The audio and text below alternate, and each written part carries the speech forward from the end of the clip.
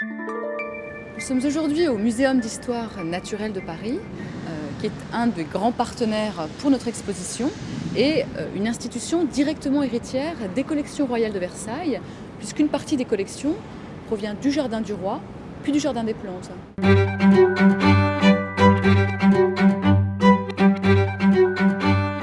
Le Muséum national a pris l'adjectif évidemment à la Révolution française, mais auparavant, le site était dédié aux collections royales, qui commencent d'abord avec un jardin de plantes médicinales en 1635 et qui va se poursuivre jusqu'à donc la Révolution par l'adjonction de galeries, de collections de diverses natures.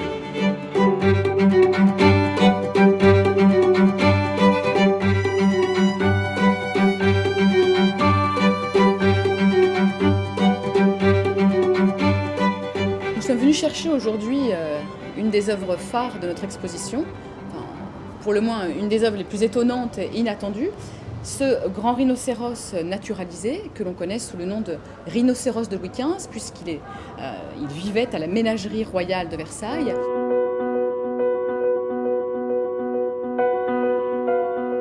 Ce rhinocéros est un rhinocéros indien. Il a été acheté par le gouverneur chancelier de Chandernagor pour Louis XV. Et puis, son histoire est bien connue. On sait qu'il arrive le 4 juin 1770 à Lorient. Et puis, on attend 2 mois et demi de lui construire une voiture adaptée. Il arrive à Versailles le 11 septembre 1770, 3 mois après. Et il restera exposé à la ménagerie de Versailles pendant 22 ans. Il est mort à l'âge canonique de 25 ans, donc en 1793, le 23 septembre, où on l'a retrouvé mort dans son bassin d'un coup de sabre, avant d'être transporté ici pour naturalisation. Alors effectivement, étonnant parce que les rhinocéros n'étaient pas ou peu connus en Europe occidentale.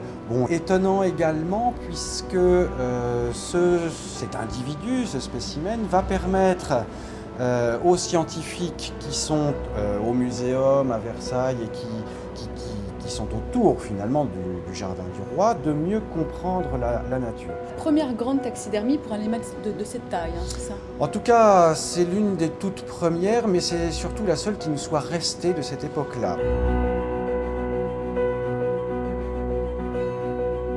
Ce rhinocéros, comme Clara le rhinocéros, l'autre rhinocéros de Louis XV, ont fait l'objet à Paris d'une véritable mode. Elles ont eu un succès absolument prodigieux. On sait qu'il y a eu des livres écrits sur le rhinocéros.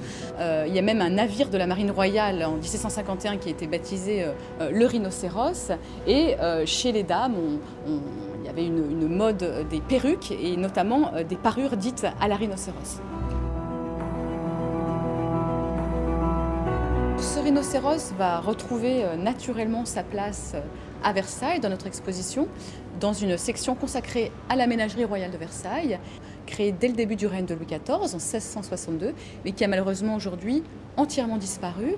Et donc pour la première fois, nous allons voir une restitution virtuelle en 3 dimensions et visualiser ce qu'était la ménagerie, où étaient conservés les oiseaux les plus rares et les animaux du souverain.